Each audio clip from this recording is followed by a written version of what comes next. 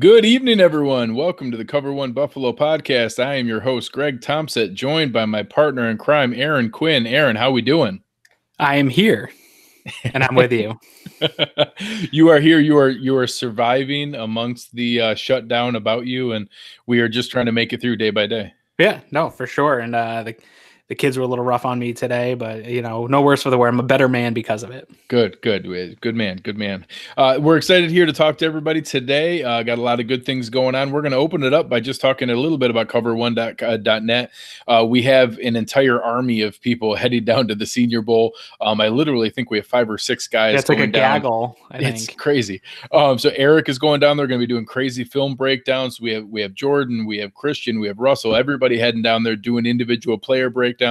We're actually going to be going as far as putting out film of the individual practices. Obviously at the game, breakdowns each night. And because of that, we're going to be running a promo for premium membership to be able to jump in anytime between now and through the game next Sunday. So for the next 10 days, we are running a $10 premium member Slack membership that will get you in for the rest of the year.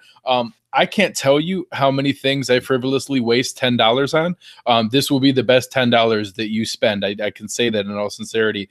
So I know I have a lot of favorite parts of it, but Aaron, what do you like most about the premium membership? Yeah, right now that price, that's a great deal, honestly. And like you said, with the draft coming up, I'll drop $25-$30 on draft guides all day. So to get something that lasts you the whole year and the amount of content that comes out, like you said, my favorite parts really is the Slack channel for me. I get the most out of that, just the constant communication all throughout the day.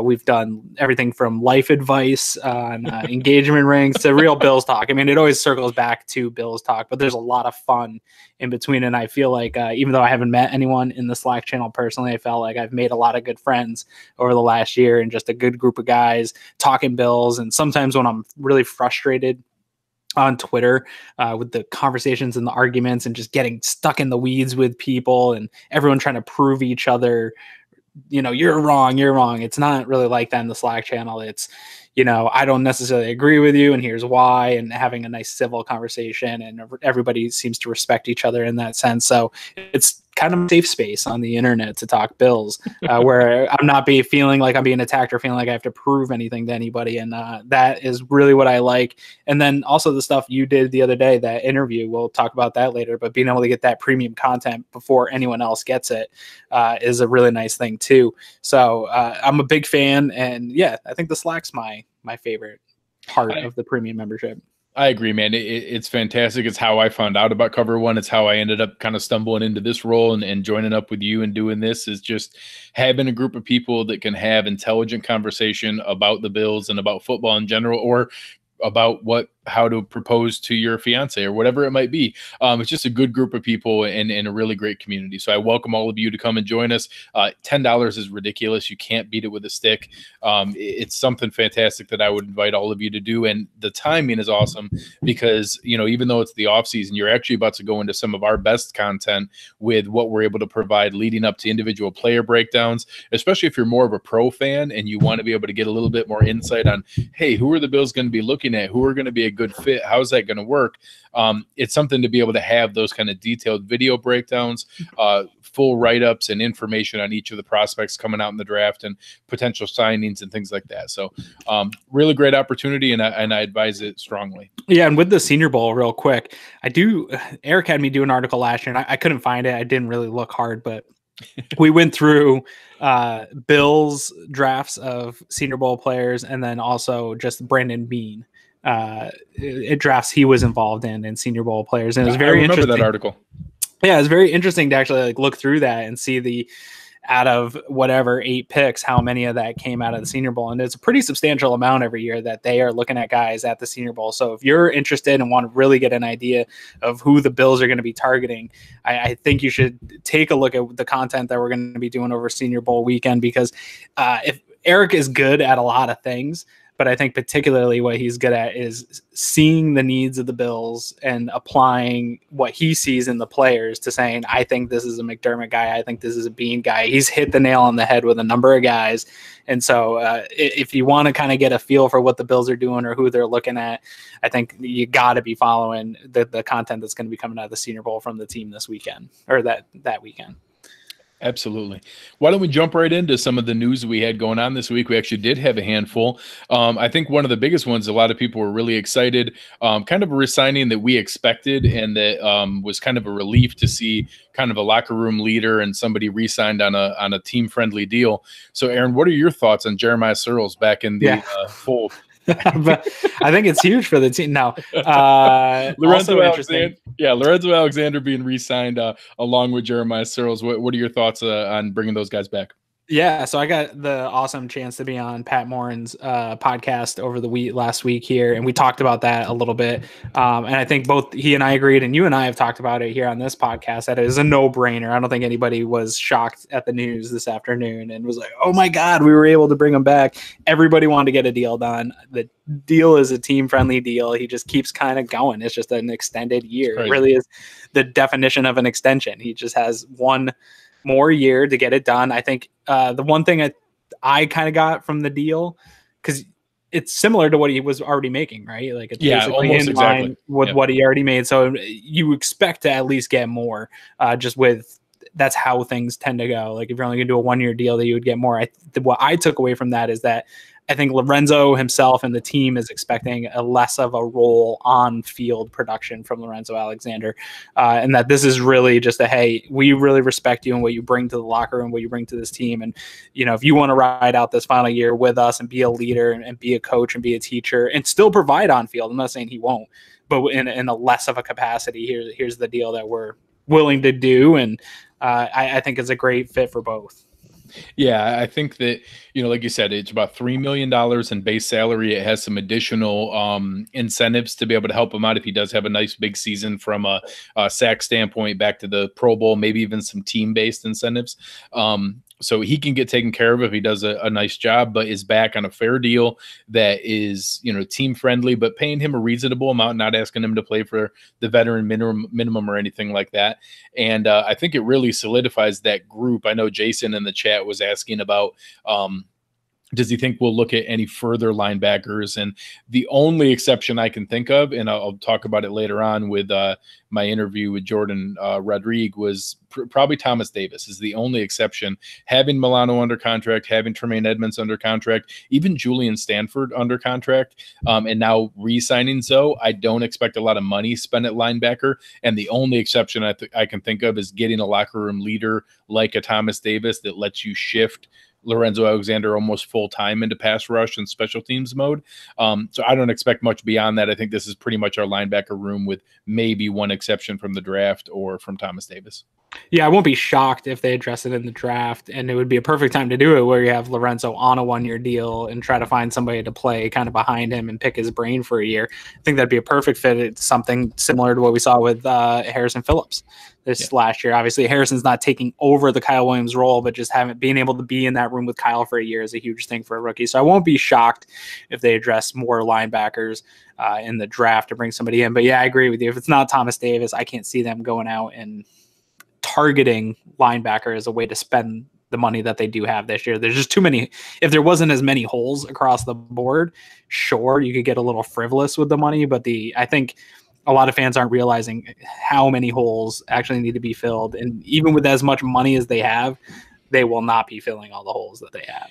Well, so there's two ways to look at that. One is, you're right, a realistic view that we're not going to all of a sudden fill every single hole. The other one is, we don't have that many players to re-sign. I'm going to run through a couple here, and I think we have one or two that are maybe on the target. But our available remaining unsigned players are Ryan Groy, Jordan Mills, Jordan Phillips, Tywan Jones, Logan Thomas, Deontay Thompson, John Miller, Lafayette Pitts, Eddie Yarborough.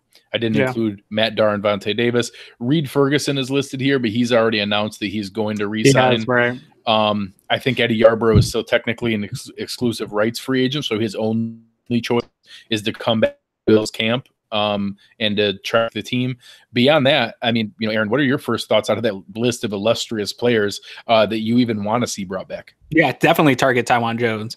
I think he becomes your number. No, I am a big Taiwan I Jones would be fan. surprised if he comes back. Obviously, Yeah. you need to have a fit with the guy we're going to talk about in a couple minutes, but Sure. I wouldn't be shocked. Yeah, no, I think you're going to see actually more of those people back than maybe fans think on really cheap deals, minimum deals, things that just get them back in the building. I do think consistency is important to Sean McDermott and Brandon Beane. That's in the locker room, walking around the halls, in the meeting rooms. That type of consistency is big for them. And some of these guys are good at some of the things they do. Taiwan Jones is a good special teams player, and we talked about that depth, this amount of, getting rid of all that. Obviously, I think Jordan Phillips is the top priority on that list, and I expect him to have his deal done next here before we head into any of the real action of the offseason. Outside of that, we were talking about in the Slack channel a little bit today, they're probably bringing back another one or two of those linemen from a year ago, hopefully on cheap deals. I had kind of mentioned that, just because they bring them back doesn't mean they're a 53-man roster guy, but I think that some of these guys are going to get shots to be on this team that went through the year last year, and see if this new offensive line coach thinks that they're a fit as well. But I think they'll get signed here. They want to keep their own guys, and hopefully they're backups, or things have gone so well that we don't need them in the 53-man roster. Yeah, and I know we joke about Jeremiah Searles. I mean, he was brought back. He's probably the example of that, is that, maybe he's your 8th or 9th lineman. Maybe he makes the roster, but he felt like his best chance was to make this roster versus another one.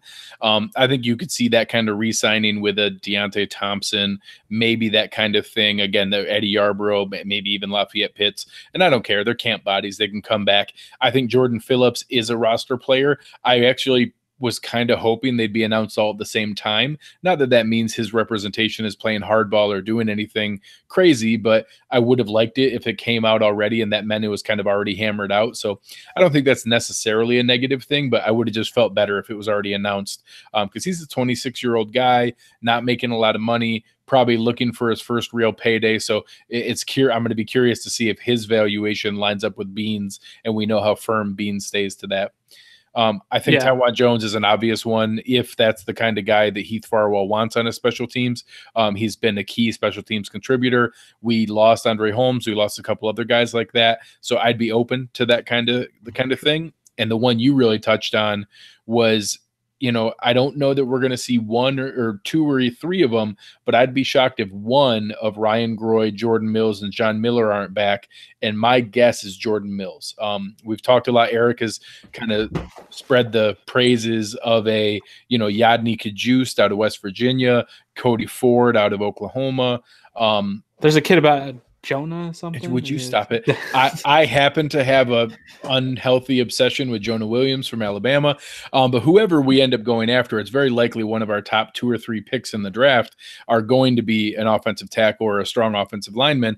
If it's a 2nd or 3rd round pick, maybe you want Jordan Mills to be there as kind of a band-aid to get you through the first little bit, make sure he's ready to start, be a really valuable backup that can be in there, because Jordan Mills isn't great, but he's not the worst tackle in the NFL. Like he's kind of a, really good backup, really bad starter guy. So I could see him coming back. The good thing is we don't have a lot of guys that need to be re-signed and we have to haggle with. But the bad news is we don't have a lot of guys to re-sign to fill the many holes that we have. And we're going to see a lot of new names. Yeah, Jason Suritis. I'm probably Suritz. Yeah, that's my guess. I'll butcher it. That's mine. Talked about Jerry, plans for pass rusher, whether it's a linebacker or defensive end. He talks about Jerry Hughes not getting any younger. There's an interesting, I don't know who to give credit to on Twitter. I'll have to look it up and put it in the comments later. Somebody had something on Twitter that I had read and saw was a little interesting about what do you do with Jerry Hughes coming up on a contract year next year? Do you extend him now while you have some money? He's not getting any younger. It was an interesting poll that I saw, and my vote was to get him extended now for maybe a 2 to 3 year deal. You don't have to live out the 3 years of the deal, but get him extended, maybe get it a little more team friendly now. And because no money in the NFL is guaranteed, but I think that you can keep. I think the priority's got to be outside of re-signing your own guys now and the targets in free agency and the draft. I think one of the targets and one of the top priorities for this team is how do you keep Jerry Hughes maybe for the rest of his career, but if not, for at least the next couple 2 to 3 years, because I think he's got it in him and he hasn't shown any signs of slowing down. What are your thoughts there? I love it. It's actually funny. There's a couple guys that we go back and forth with a lot on Twitter, and Chris Hoffman's one of the guys that I talk to a lot. That we were actually getting down like into contract level details on the deal. I think it's really smart to re-sign him. He's due $9 million this year. So we were talking about maybe 2 additional years at 14 or 16 million, 7 to 8 million a year. You front load that, give him some money now, give him another, maybe even 10 of that in the following year. And then all of a sudden you have a cheap, maybe $2 or $3 million deal in the last year that either we're happy to keep him at that cheaper level when he'll be 31 this year, 32 the following year, 33. But the way that the Bills rotate their defensive line, I think that you can really keep that, active, productive model from him at 40 to 60% of the snaps, where you're not asking him to play $1 million, but you do probably need to invest in someone else. I know I'm higher on Trent Murphy than most at being another guy there to really contribute and have a whole offseason where he's not rehabbing from an ACL and able to really step in and be productive. When he was healthy, he was good. So I think that we're going to get more there. And then I think we need another guy. Shaq Lawson is coming up here on his 5th-year option, so we have him this year. But by May, we have to decide, are we going to commit to $10.2 million on his 5th-year option? I don't think he's worth $10 million, but I like the contract security that locks up. I'd prefer that we do the exact same thing as I proposed to Jerry, get him back on a 2-year, $14 million deal, $7 million a year, and try to, then lock that up for the next couple of years there for your defensive end rotation and draft a guy that can come in to be able to, be the younger guy there and compete with Mike Love and Eddie Yarborough. So I think that re-signing Jerry Hughes makes a lot of sense. We can front load it while we have the cap space and make him cheap when he's older. And then again, I think we keep Trent Murphy. I think we keep Shaq Lawson. And then I'd love to see us draft a younger guy in the later rounds to be able to develop behind them and compete with Eddie Yarborough. Absolutely. And another thing to keep in mind is we see the loaded assets for 2019 for this team. I don't believe that it's all going to get spent or it's all going to be used in the way people think it will be, and that 2020 is still a rebuilding year. I know fans don't want to hear that. And I know Twitter, if I put that on Twitter, I'll probably get killed all night. I might try it just to see what happens. But I do think 2020 is still going to be a year to continue to build this roster, because like we just said earlier, they're not going to fill all the holes with the 10 picks and all the cap space that they have. They're not going to spend all the cap that they have this year. So keep that in mind when we're trying to talk about filling holes and things like that. You're going to still have to pick and choose. There's going to be tough choices. And when the 53 roster comes out, just like every team in the league, there's going to be some weaknesses. There's going to be some holes, and there's going to be some things that were just left undone because they weren't able to. There's just not a situation in the league. I don't care what your cap space and draft picks are like that you can form a perfect roster. Yeah, and we won't get into it tonight. I actually did a tiered structure out on Twitter, a thread that was out there that went over my offensive line free agent wish list and where I'd spend money on. But we have a lot of shows that we'll get into more detail on that as we get further into the offseason. Tonight, one of the other elements that we had was some news was 2 new coaching hires being reported. So obviously the Bills moved on from offensive line coach Juan Castillo, special teams coordinator and Aaron Quinn favorite Danny Crossman, and our wide receiver coach Terry Rubisky. So we'll start on the offensive line.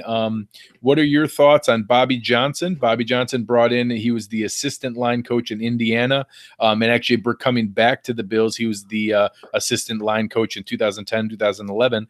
What are your thoughts on Bobby Johnson? I don't have any. No, I really don't. Like these coaches, I just don't know a ton about their work, and it's hard to say what an assistant offensive line coach does. I know you can.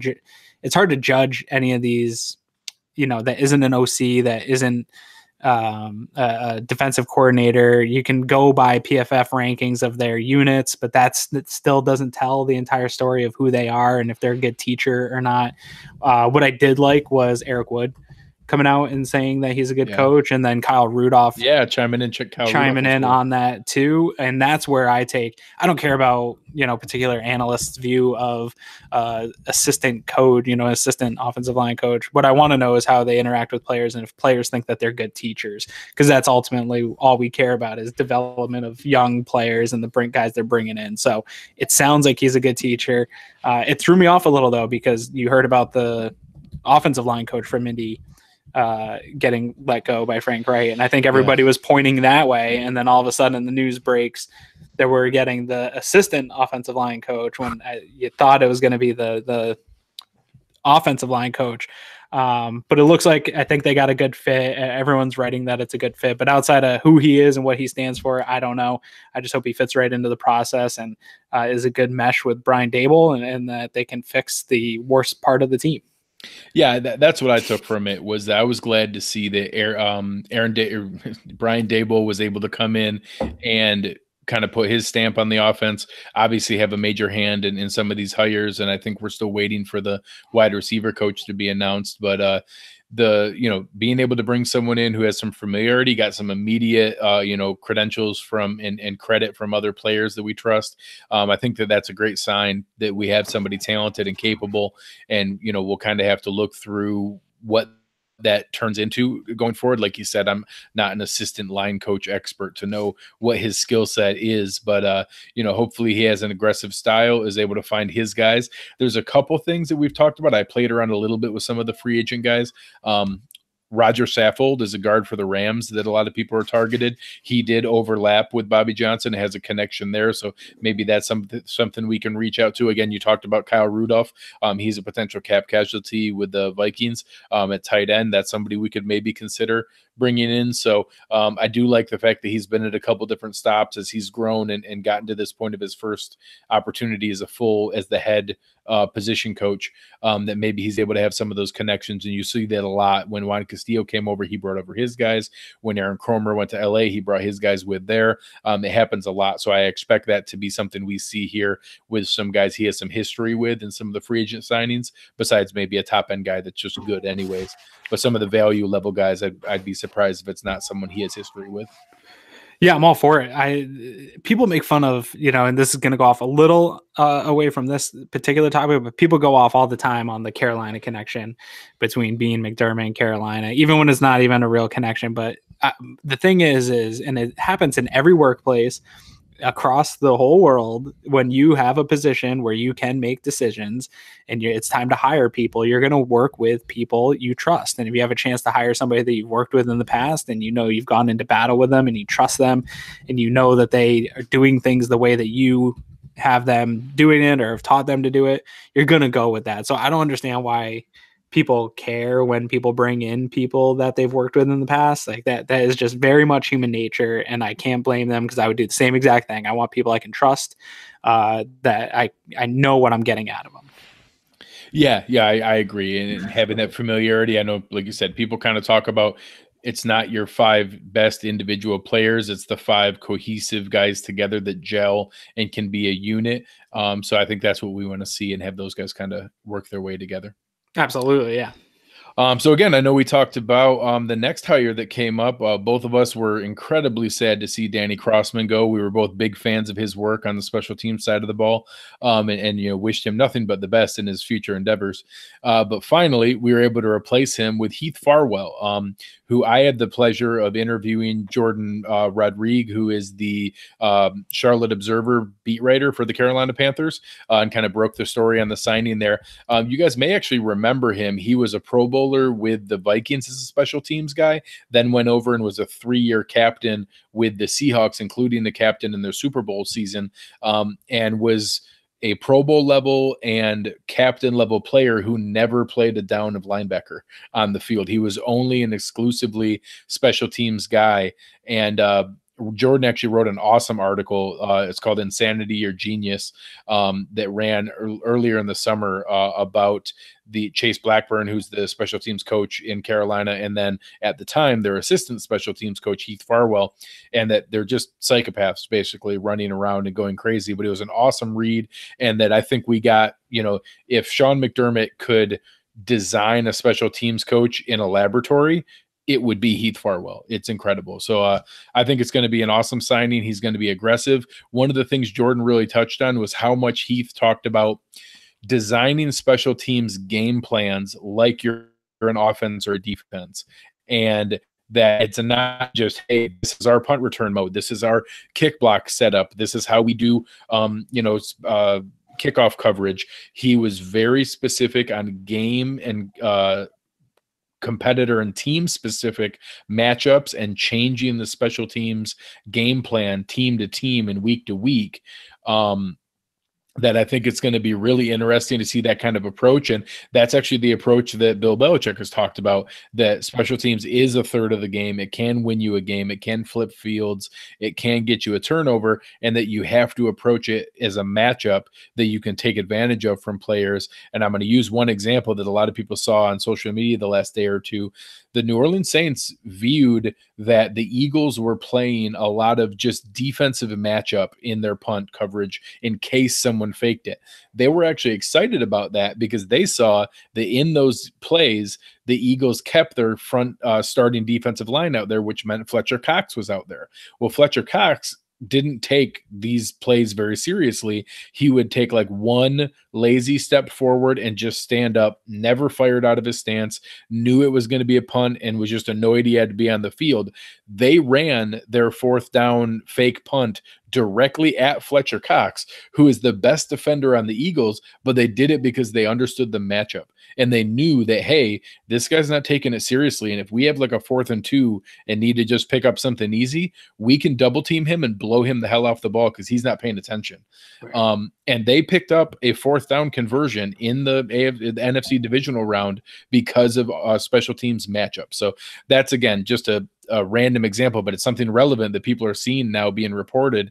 And that's the kind of approach that Heath Farwell is bringing. And I can't say I knew a ton about exactly what Danny Crossman was doing, but it sure didn't seem that innovative from anything I saw.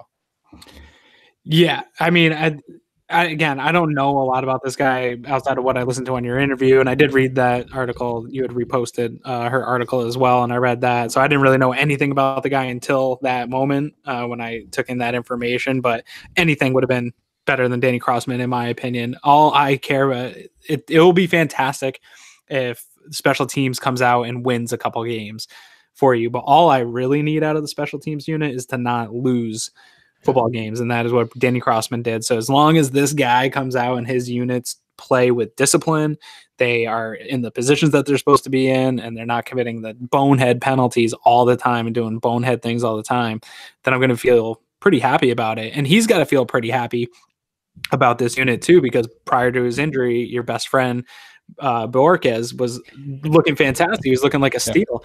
And if Hauschka can get over whatever was happening with him at the end of the year, we're assuming that there was some kind of injury, although it was never officially noted that there was an injury. Beyond the dirty hit back injury. That's why we assumed it. And but never on an injury report, nothing after the season. He's been traveling around the world. So as long as he gets back to who we think he is, this guy's got to be pretty excited that this special teams, as far as the kickers go, is a great unit, and that they have removed all this dead cap and are really going to be able to fill him in with some decent talent to get the job done. Yeah, I think that another part that we talked about, and the one kind of silver lining that I gave Danny Crossman, was the bottom end of our roster was rough. It was all minimum contract guys. We even gave up a couple of his best coverage guys. He lost both Tywan Jones and Andre Holmes for injury and for release. So I don't know that he was set up in a great position, but he also was a net negative and didn't bring anything to the table of improving what was out there. So I think the opportunity to now really bolster the bottom third of our roster, I think we're going to see a lot better depth. We have 10 more draft picks. I think we're going to use some of those later draft picks on the backup linebacker, backup safety, backup corner, athletic defensive end, backup tight end, backup running back, that those are going to be guys who do contribute on special teams. And that's probably a skill they're going to be looking at to be able to use those draft picks for guys who might stick on the roster in that specific role. We might even take a 5th, 6th, 7th round guy specifically for his special team skill set. And I think that that's something that is going to put Heath Farwell in a better position to have dedicated people that are going to stick on the roster, not constantly churning it over as much as we did this year. There's always going to be roster churn from injuries and from just a bottom guy not making it. But, we rotated the bottom 15 guys on the roster this year, the bottom 20. And, that's tough to keep up with and hard for anyone to be, productive, let alone a below average coach like what we had. So I'm excited that Heath Farwell's coming in. I'm excited about his attitude. I'm excited about the opportunity he's going to have a little bit more talent than some of the other people. And then I think that that's going to put us in a better position to have, like you said, at least average special teams. I don't need them to be spectacular. I haven't seen a kick return for a score in years. That'd be kind of neat. I'd love. Yeah, I don't want to see Micah Hyde out there catching punts anymore. So if somebody could just come out and do it with consistency, and we could keep Micah Hyde off the field, that would be fantastic. And Prospect Watcher says, and I was going to bring this point up too. Hopefully, Saren Neal gets a role on the defense or use this frequent special teams unit. I don't know about a role on the defense here in 2019. I still think he's a developmental player to get on the defensive side of the ball, but it would be nice if this new special teams coach can really elevate him, because I think there's a lot of potential there, and it didn't quite pan out the way I thought it was going to in 2018, where I thought he was going to really excel on special teams. I think he has the ability, though, to be one of those guys that, like you mentioned, like the coach himself, Farwell, that could really carve out a niche in this league on special teams and be a guy that is just your captain of special teams type contributor for a long period of time. And if he can get that out of Saren Neal or develop players in that way, then I think you really have something awesome. But again, if he can just not lose us games, then I'm totally happy with that too. Oh, yeah. Yeah. And, I think that Neal is a great example. He's the guy who stepped in for Andre Holmes after that release as the primary gunner. And he struggled here and there, but towards the end, he did start to flash. And I saw a couple plays where he really was out there making some big hits, getting himself free. So I think someone like Farwell, who literally that was his job, he was that number one guy. I think he can really bring a lot to the table to show what the capabilities are, how to be able to do this. And as a guy who takes that technique and scheme very seriously. And I think we could see a guy like Saren Neal maybe have a chance to flourish, or going to have some competition brought in with this year's draft that he's going to have to step up, or else he might not have a roster spot. And so all you're saying is I have to pay $10 for a premium membership for the whole year, and I get to listen to your interview? That's true. That's exactly correct. So again, just a quick bump for the Cover One special that we're running. Our premium members are going to have a chance to get in for the entire year for $10. And I talked earlier, I waste $10 on the silliest things. This is going to be a really good opportunity for you to get in. I think our Slack membership is worth it by itself. The video breakdowns we do, every interview that I normally reach out and do, we do as a premium sneak preview. So when I got a hold of Farhan, who broke the Duke Williams signing, Jordan Rodrigue, who broke the Heath Farwell hiring. I reach out to those guys. We do it as kind of a sneak preview, and the premium members get to hear that for the first couple of days as kind of a sneak preview to it before we release it to the public. We have awesome breakdowns. Eric provides a crazy amount of video breakdowns that are out there. So this special is going to run from today through next Sunday, through the Senior Bowl. While they're there, we're sending an entire army of people down there to do everything. So certainly worthwhile to check that out. It's going to be a great value and something you'll really enjoy. Before we wrap up here, Aaron, any other thoughts? I know we don't have a new wide receiver coach. I'm expecting that to come here in the next couple days. I know they brought in Joe Philbin for an interview, and I know there was some discussion of kind of that vague senior offensive assistant role. I don't know if he has a history at wide receiver. I know that a lot of people assumed it was offensive line. Any thoughts on what we'll see there, or anything you've heard or rumors you've seen? I haven't seen any rumors. The only thing that I keep seeing on Twitter, and I've talked about it on the Slack channel, I don't really know where it comes from, is this idea, and it could happen. Anything can happen. I'm not going to say that it won't or that it's impossible. There is a non-zero chance, as you like to say, that it exists. Yeah. It's my favorite chance. Oh, yeah. And but that Cully is going to somehow not be the quarterback coach and move over to wide receiver coach. I get he has a history at that. I was frustrated when they made him a quarterback coach that he didn't have any experience as that. But I don't think that he did anything last year to prove to me that he's a bad quarterback coach. I'm not in the quarterback room, so I can't speak to the experience of how he is as a teacher or anything like that. But what I did see was Josh Allen progressed as a passer throughout the year and got better as the season went on. And I don't know if that is because of Cully or if that's because of Dable or if that's because the conversations that he has with Jordan Palmer. I know people were saying, why don't we just bring in Jordan Palmer and move Cully to wide receivers coach? Or anytime somebody with a name that has ever worked with a good quarterback becomes available, let's get them. I think consistency for Josh Allen's key. I just don't see that move happening. And I don't see any reason. I haven't seen anything that would indicate that they need to really do that right now and make that move. Because like I said, Josh Allen got better. So I don't think that that's going to be what it is. I think we're going to get some guy that you haven't heard much about at wide receiver coach, similar to what we have in the last two hires in the coaching staff. And it might be somebody that's worked with Dable in the past. I don't know. But as long as it's a guy that's a good teacher and can develop the young people that I know they're going to draft somebody, or I'm hoping that they're going to draft somebody. And as long as they can develop this young talent that they have and make sure Robert Foster doesn't fall off and Zay Jones doesn't slump, that's all I care about.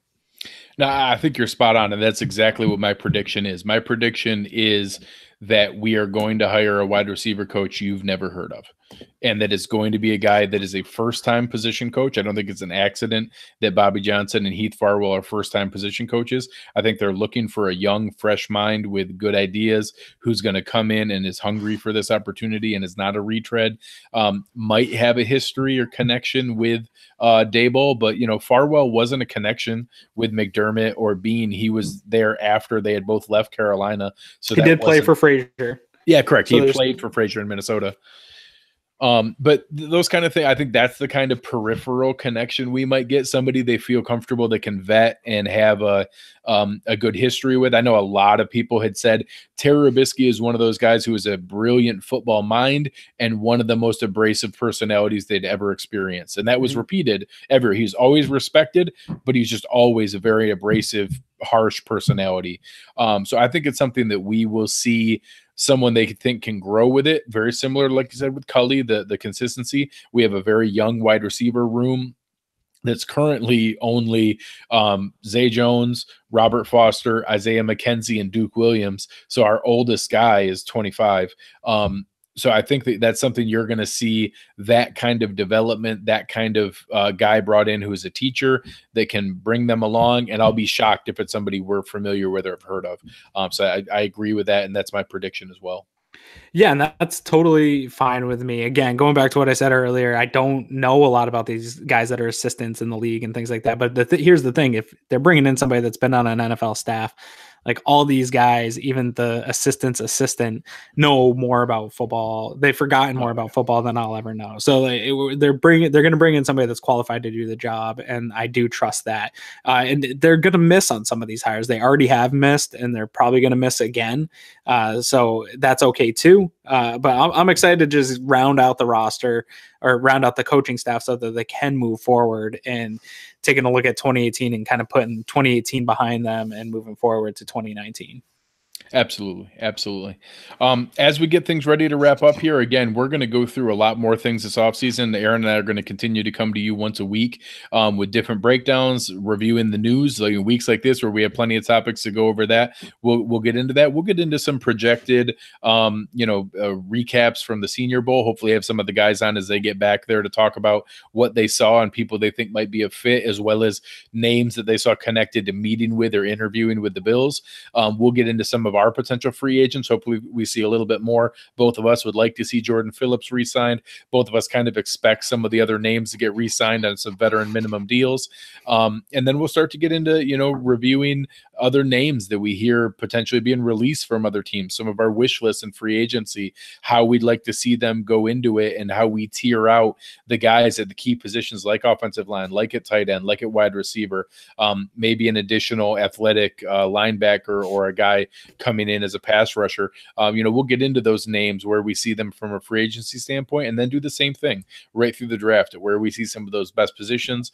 We have an awesome team together over at cover1.net that are doing entire draft boards, entire mock drafts, and bring a lot of value there. And we'll bring some of those guys on to kind of talk through it as well. So we know it's the off season, but Aaron and I are going to be here with you, taking you through week by week through the rest of the off season to keep you up to date on what's happening with the Bills, and very excited about everything we have. So yeah, we're going to drag you through the next few months and streaming possibly. Yeah. Another cool thing, I haven't even gotten to really talk to Greg about it, but I think in the next week or two, probably next week, if we can find the time to get him on, we're going to talk to our friend Banged Up Bills, Kyle Trimble, wants to come on the show. He did an article recently about DK Metcalf's injury. So he's starting to look at some of these guys that are college guys that had injuries. If you don't know who Banged Up Bills is, definitely worth a follow. Go follow him, Kyle Trimble. He is kind of one of those guys that's a spotter for Dr. Chow, the pro football doctor, and he's one of his spotters. That means when an injury happens, he'll kind of give him his initial diagnosis, but he also does Bills injury specific and writes about the Bills. So he's done a guest piece for us on Metcalf, and I think he's just submitted a Bryce Love one that should be coming out soon. So kind of giving you what Eric does on the analytical side, but giving you the injury report. And he's going to join us and talk about some of the stuff, with Taron Johnson's injury. How's his offseason look? What type of recovery should we expect from him and that surgery? Same thing with Matt Milano. Obviously, that's a big one. A lot of people have questions. They're wondering what Matt Milano is going to come back like. What are the possibilities for Matt Milano? We'll check on that. And one question I asked him, you mentioned Trent Murphy a couple times in this podcast, is what does it look like for Trent Murphy a year out from his ACL surgery and a full off season? Like, what does that type of off season regimen look like for a guy that is a full year off of it? And are we going to see him in camp healthy because he lost a ton of time this summer? And I think that it was a setback from the original surgery. So it's going to be a really interesting conversation. So make sure that you tune in for that. Absolutely.